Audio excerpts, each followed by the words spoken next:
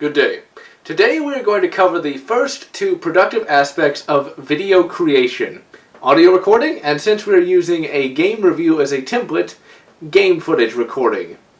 Now these are two of the easiest aspects of video creation because they can both be stopped and started fairly easily, and the programs are either free or relatively inexpensive. For audio recording, one needs a microphone, and they are fairly easy to come by these days because most webcams have them built in, and they usually are of decent quality. Now when I first started making videos, I repurposed my old Rock Band microphone and built a stand out of scrap wood. I replaced that microphone with a Logitech headset mic that gave vastly improved audio quality, and I used it on numerous reviews. Then later, Timpedia told me about the Samson C01U microphone, and after hearing its high quality audio, I bought one for myself and haven't looked back. Really though, so long as your audio is audible and isn't staticky or crackly, any microphone will usually do. There are numerous techniques for audio recording, so I can't really tell you which one is right, but I personally try to talk softly into the microphone and raise the audio later so as to avoid distorting any of the sounds or words. Now as to audio editing software, I use Audacity. It does everything I needed to do and then some. The best part is it's free, easy to understand, and I cannot recommend it enough. Now you can get game footage from a wide variety of sources, but I highly recommend sticking with the PC. Video recorders are very, very annoying to use and are also very expensive as well. But not only that, you have to have a very fast hard drive to even record in the highest quality. Here is Fraps.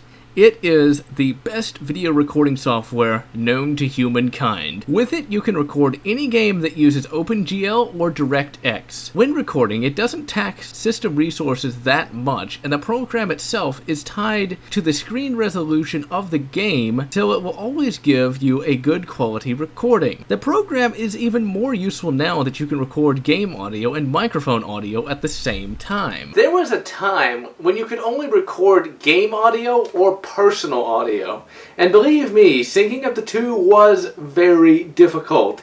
Just watch a couple of my early KOTOR 2 Let's Plays and you'll see what I mean. Also, if you have Windows 7, you can record the desktop. This is how you can see this screen cap of Fraps. It's literally recording itself! Fraps itself only costs $37. Compare that to the $200 or more you would need to buy a high-quality video recorder. Now, for those that don't know, and there seem to be quite a few, emulators for classic consoles exist. And on a modern PC, you can play the NES, SNES, Genesis, N64, and numerous others. In fact, if your computer is powerful enough, and you can actually configure it right, you can potentially play PS2 games on the PC. I'm actually going to be doing this to record a review of AVP Extinction. Sure, I have the game on the Xbox, but with the emulator and Fraps, recording it will be much easier. The best thing about emulators is the fact that you can use save states. This makes making any video on a classic game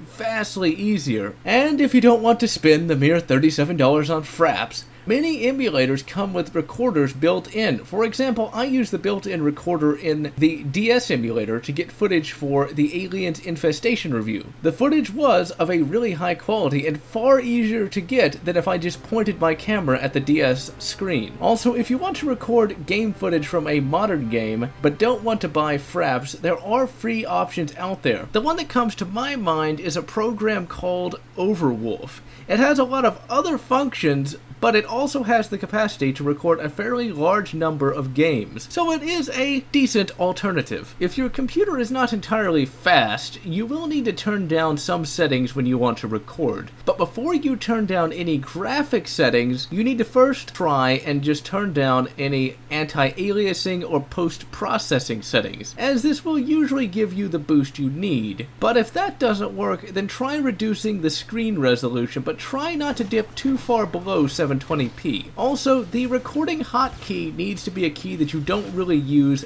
that much, and it also needs to be a key that you won't hit by accident. I personally use the numberpad /delete key as my recording hotkey, since F9, which is the default for Fraps, is usually the quick load key, and it can get really annoying when you want to record a certain scene only to reload the bloody save. Now, when recording game footage, you need to always try and record the best and most entertaining moments possible, meaning that you should avoid just recording the walking moments or anything similarly boring. Now, most of the time, you're going to be recording a huge amount of footage that you will only be using a tiny fraction of. For example, I usually record over 1 hour of footage and only use about 10 minutes of it in the video itself. One final thing to note, when recording, you need to ensure that you have enough hard drive space for the recorded footage. A typical review from me usually takes up about 60 to 100 gigabytes, so keep that in mind. As should be expected, audio and game footage are the two most important productive aspects of any game review,